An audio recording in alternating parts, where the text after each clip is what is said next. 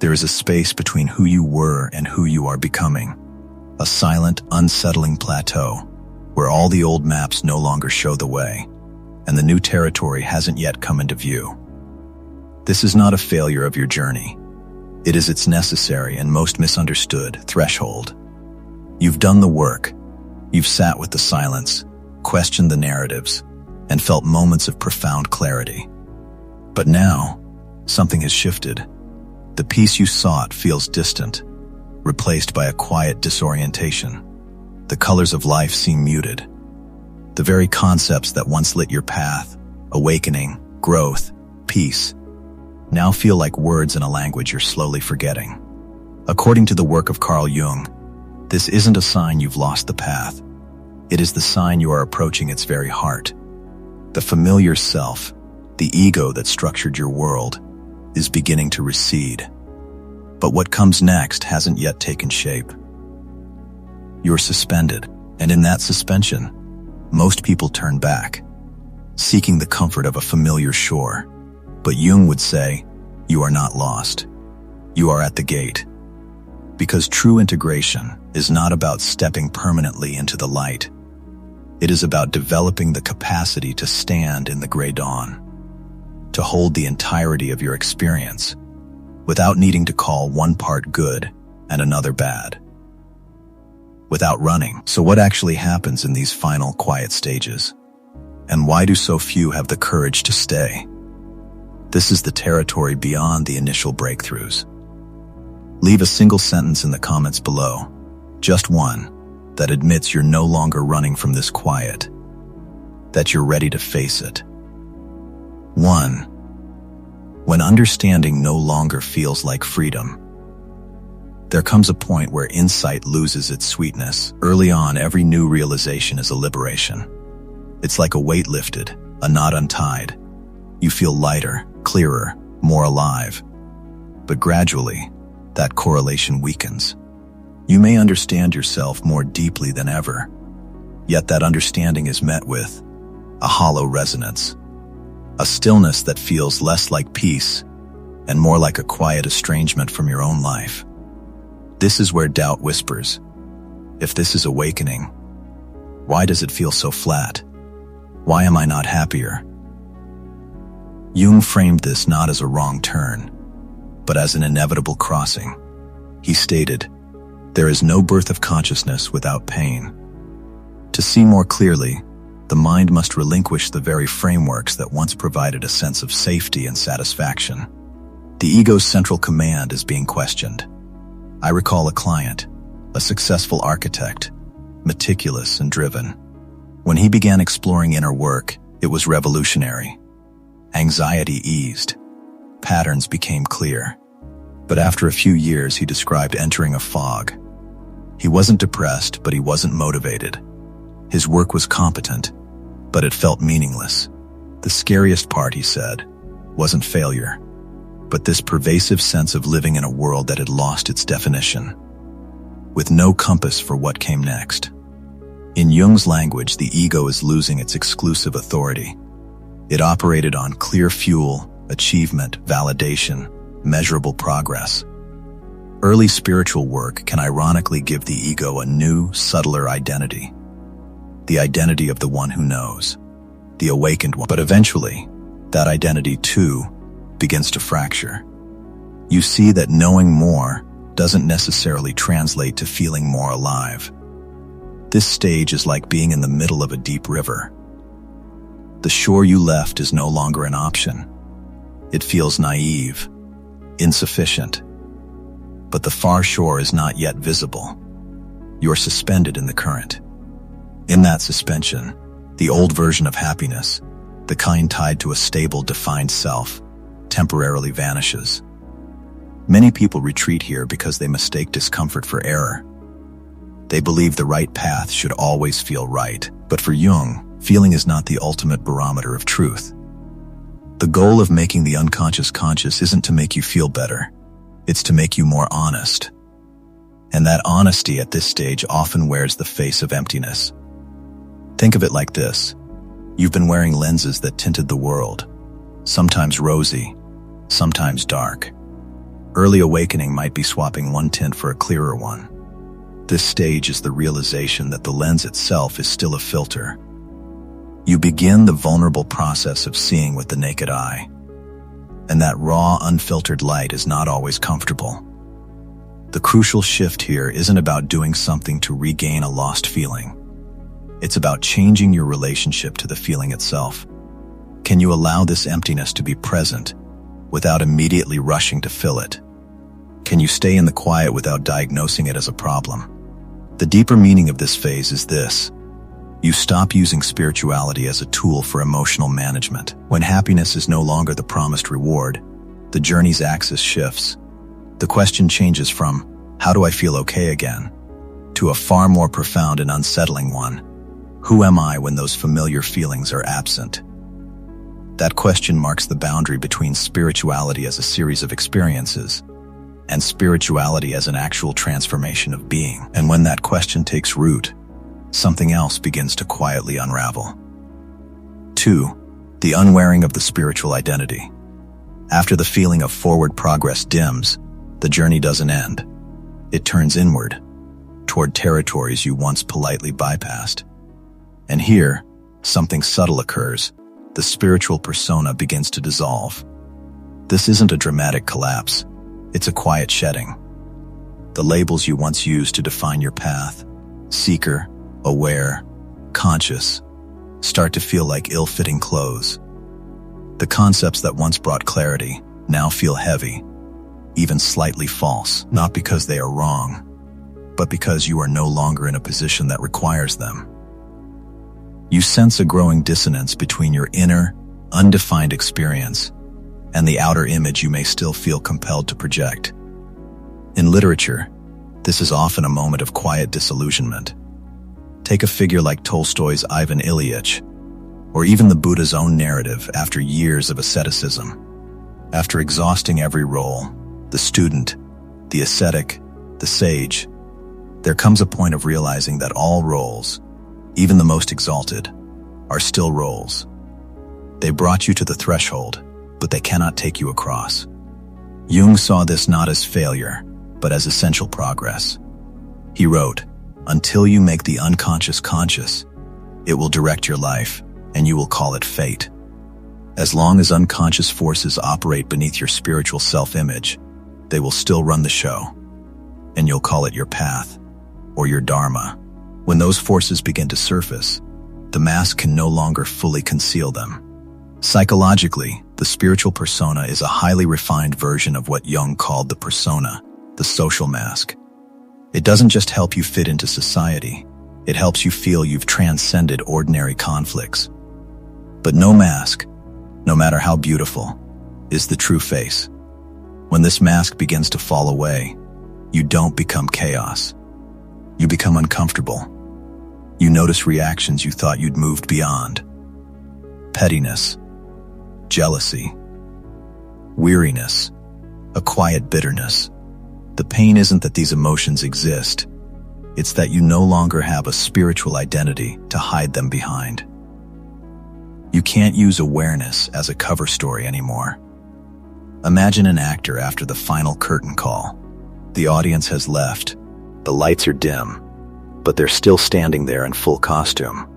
In that in-between moment, they confront the strange realization of having lived inside a role for so long that the feeling of not performing has been forgotten. In practical life, people often move through this stage by becoming quieter. They share less about their journey. They feel less impulse to advise. They may even avoid spaces where they were once recognized as the one who knows. This isn't regression. It's the beginning of a deeper integrity, where there's no room left for performance. The spiritual mask was never the enemy. It was a necessary shelter. But at some point, it becomes a cage for the spirit it was meant to express. When it falls away, you don't lose your depth. You lose a false protection. In its place, you gain access to a raw honesty you previously didn't have the courage to inhabit. So let me ask you, and sit with this for just a moment. When was the last time you acknowledged that part of you which doesn't fit the image? The part that isn't composed, isn't evolved, isn't framed by any philosophy at all. The version you gently set aside because it complicated the story you were telling yourself. If you have the courage, tell that story in the comments. Not to get advice, but to hear the truth of it spoken aloud, perhaps for the first time. Because this may not be a part to be eliminated, but a part waiting, finally to be invited home. Jung believed no one reaches wholeness while still clinging to an image. And when the spiritual mask falls away, what's left isn't nothingness. It's solid ground. From here, the work is no longer about becoming better. It's about becoming whole. And that is a path few are willing to walk. 3. The unlit doorway, meeting what you avoided. There is a quiet that follows the shedding of the mask. There's no I'm improving, and not yet I have arrived. You're simply there, more exposed to yourself than ever. And in that exposure, what you thought you'd outgrown begins to whisper again. Not in grand crises, but in familiar, unflattering reactions. A sharp defensiveness, a flash of envy, an old insecurity triggered by something small. This is the gateway to the shadow, and it is the door most people never pass through. One of our community members shared that after years of inner work, of becoming more patient and understanding outwardly, they found themselves inexplicably irritable with their closest family. They asked, "Am I moving forward or backward? Why does seeing more make me see my own pettiness more clearly?" That question is the signature of standing at the shadow's threshold. For Jung, the shadow isn't a monster to be slain. It is the sum of all those parts of ourselves we disowned, repressed, or hid away to be acceptable, to ourselves and to others. It holds our unmet impulses, our unattended grief, our raw and unpolished humanity. The deeper your awakening goes, the more these old defenses crack, and the more this repressed material naturally seeks the light. Jung put it starkly: everyone carries a shadow, and the less it is embodied in the individual's conscious life, the blacker and denser it is. The longer it's denied, the more power it holds in the unconscious. Facing the shadow, therefore, isn't about diving into negativity. It is the courageous act of allowing yourself to see the totality of who you are. And this is precisely what feels so terrifying, because it offers none of the good feelings of earlier stages. You don't feel right or light. You just feel more real. And for many, that reality is more uncomfortable than any specific pain. The shadow doesn't usually announce itself with fanfare. It slips out in the marginalia of your life. That overly harsh judgment of someone else's choice, the secret satisfaction at a rival's stumble, the disproportionate hurt from a minor slight. Because these reactions feel uncharacteristic or beneath you, you're tempted to shrink from them in shame. But Jung would say, the issue isn't that these reactions exist. It's that you are now conscious enough to see them clearly for the first time. Imagine you've only ever driven on clear, sunny days. You think you're a skilled driver. Then you find yourself driving in a deep, quiet fog. Your headlights only pierce a short distance. Every turn requires immense focus. You haven't become a worse driver. You're simply becoming aware of the limits of your vision and the conditions you'd avoided. Facing the shadow is like that. It doesn't make you worse. It makes you less illusioned about your own perfection. Many turn back here out of a specific fear that acknowledging these parts means losing the identity of being awake or conscious. But that identity is exactly what must be released. Clinging to a purely light identity is just the ego's final, most refined fortress. The subtlety of this stage is that you are not asked to fix what you find. You are only asked to see it, to observe without immediate judgment, without rushing to spiritualize or correct. When you allow these unacceptable feelings to simply exist in the field of your awareness, they begin to lose their hidden power, not because you've repressed them, but because you've removed their secrecy. This is the fork in the road. Those who turn back will seek to regain the comfort of a curated self-image. Those who continue choose to remain in the discomfort of an honest, uncurated reality. This honesty, for Jung, is the non-negotiable foundation of wholeness. Paradoxically, facing your shadow doesn't make you more judgmental of others. It makes you less so. When you clearly see your own contradictions, you stop demanding perfection from the world outside. You understand that a human psyche isn't a monument of pure light, but a delicate, ongoing negotiation between countless opposing forces.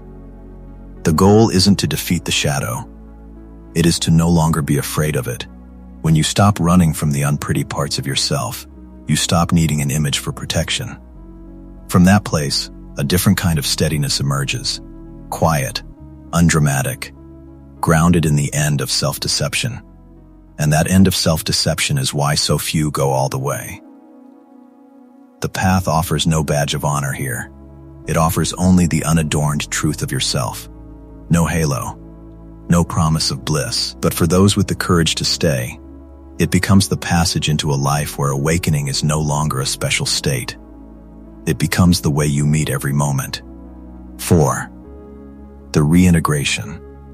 Becoming a conversation, not a conclusion. If you don't turn away from what you find in the shadows, if you can hold those discoveries with a steady, compassionate gaze, something new quietly germinates. Not a loud breakthrough, but a quiet internal reordering. You no longer have the appetite for living by old scripts, even if they once meant survival. This is the movement into what Jung called individuation, the process of becoming an integrated individual, distinct from the collective masks. It is not about becoming a more ideal, better you. It is the slow, deliberate work of ceasing to live a borrowed life, borrowed beliefs, assigned roles, inherited expectations. After the shadow is brought into the light, you can't genuinely return to old ways without feeling a deep inner friction. Not because you're above them, but because your internal architecture has changed. A story that captures this is the biblical tale of Jacob wrestling with the angel through the night. He isn't fighting a demon, he's grappling with a divine unknown force. He emerges wounded, limping, but with a new name and a new identity. He is no longer just Jacob, he is Israel. The struggle itself was the transformation. Jung expressed this core idea famously. The privilege of a lifetime is to become who you truly are. This is often misheard as a call for selfishness or ego indulgence. For Jung, it was the exact opposite. Becoming who you are is profoundly uncomfortable. It demands you relinquish what made you loved, approved, and safe in your old world. Individuation doesn't inflate the ego. It puts the ego in its proper limited place as a useful tool, not the master. In this stage, confusion is common because the familiar metrics of growth vanish. There's no clear spiritual target, no need to prove your depth.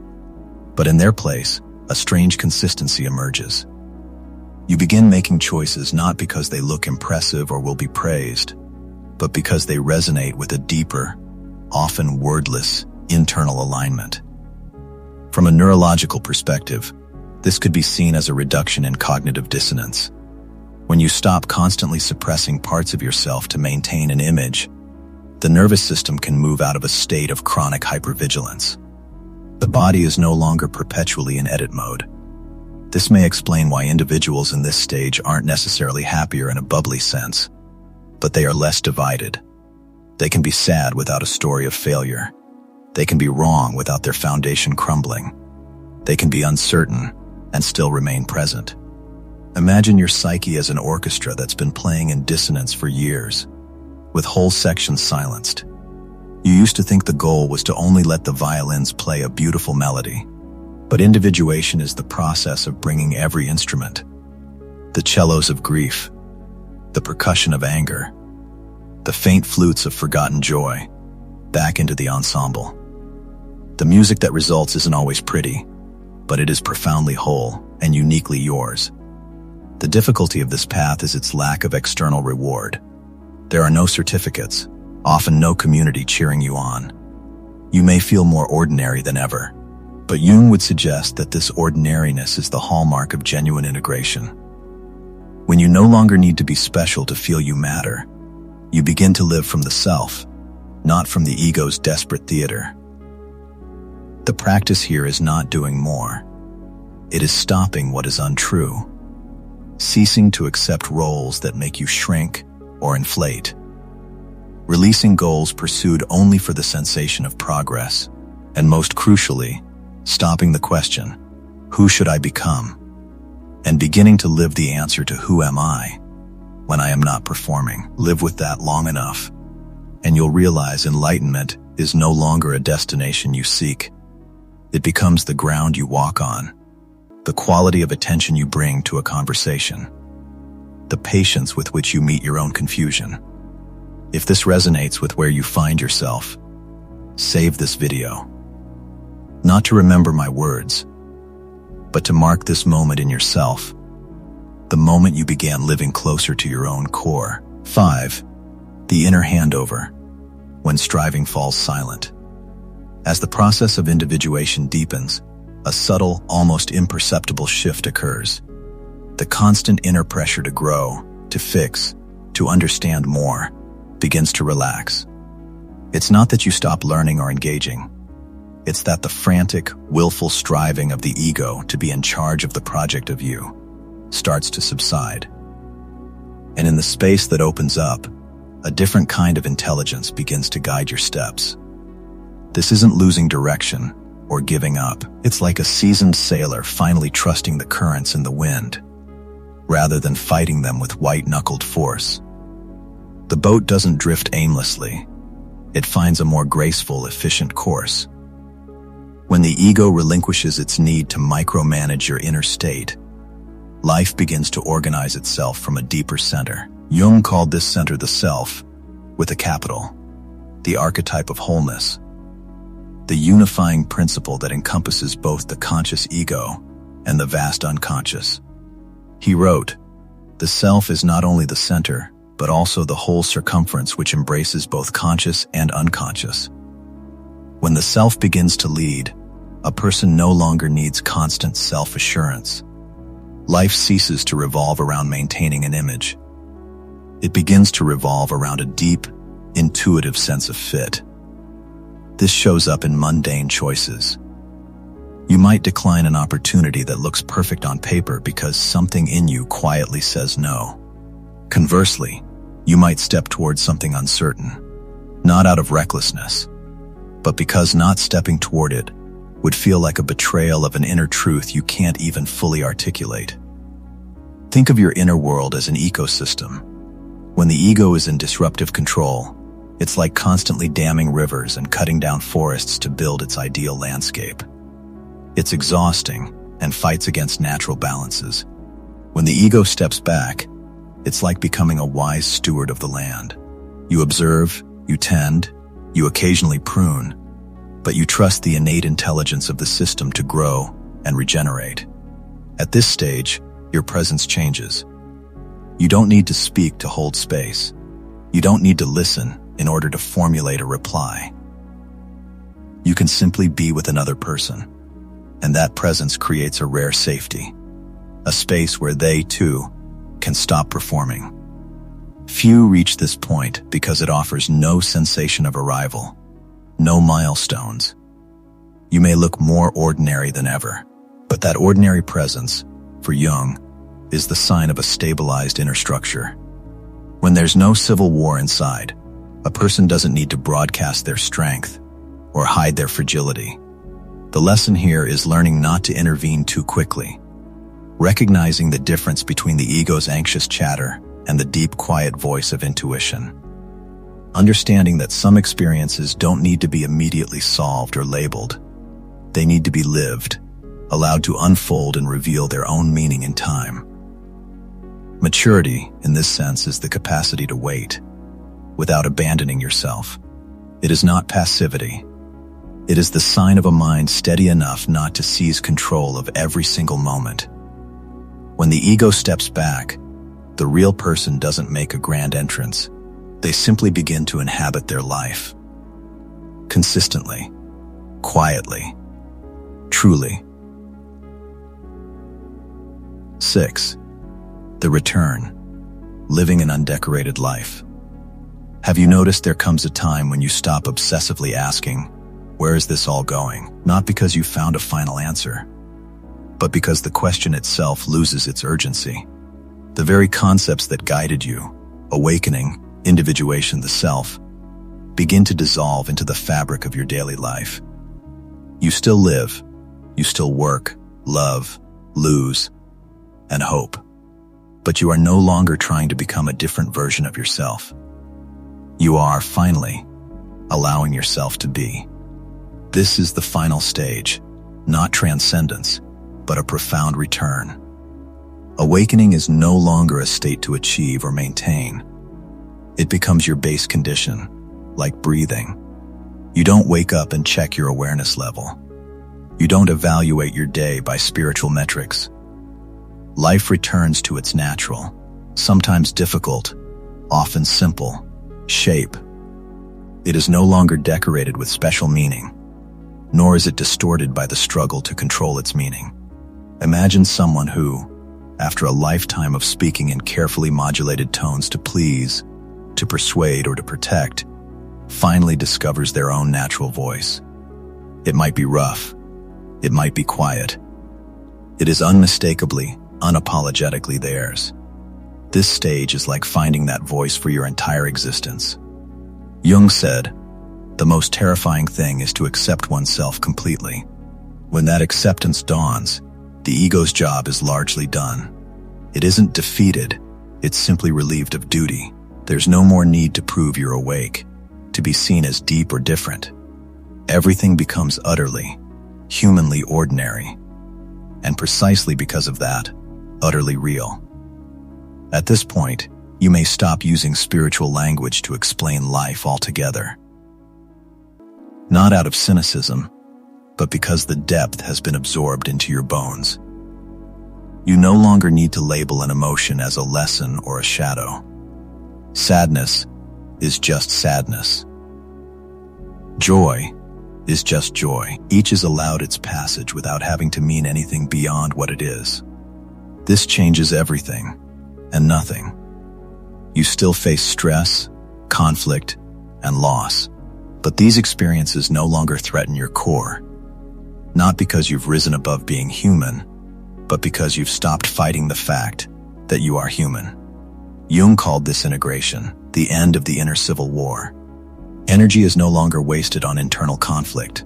Consider the late life work of an artist like painter Philip Guston, who after years of abstraction returned to figurative, almost cartoonishly raw and personal imagery. He didn't do it to shock or to be profound. He did it because it was the most honest expression of his inner world at the time. Vulnerable, strange, and true. That is living from the self. Your relationships transform here too. You stop seeing other people as mirrors for your own growth or projects for your wisdom. Comparison falls silent. You begin to encounter others as they are, on their own mysterious journeys, with a respect that mirrors the respect you've learned to give yourself.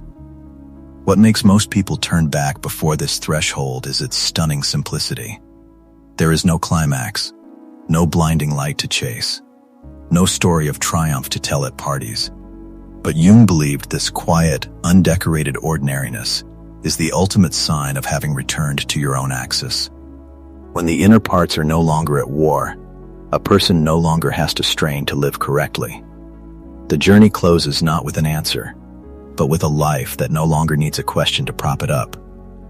Ordinary, but no longer false. Quiet, but not empty. Simple, but whole. In the end, the most profound outcome of this entire journey is not what you gain, but what you stop doing. You stop running from your own life. In the spirit of Jung's vision, the final stage doesn't grant transcendence. It returns you to a deeply human truth: to live, to feel, to choose, and to take responsibility, all without the protective shell of a spiritual persona. You no longer try to appear better, higher, or more right. You are simply present, and that presence is steady enough not to be swept away. Many imagine awakening as a blinding light. Jung implied the opposite. The most enduring light is the one that doesn't need to announce itself. When you stop asking, "Who am I in the eyes of others?" and live from your own silent center, life doesn't become easier. It becomes authentic. And that authenticity, though it sounds simple, is what very few dare to remain with long enough to touch. If anything in this conversation resonated with a quiet place in you, stay with that feeling a little longer. Sometimes, the deepest recognition needs no more words. It only needs to be acknowledged. And if you wish to continue alongside content crafted for journeys of this depth, consider liking and subscribing to the channel. Let it be a small, silent signal, a nod in the dark, that you are choosing to live more truthfully, not loudly, but wholly.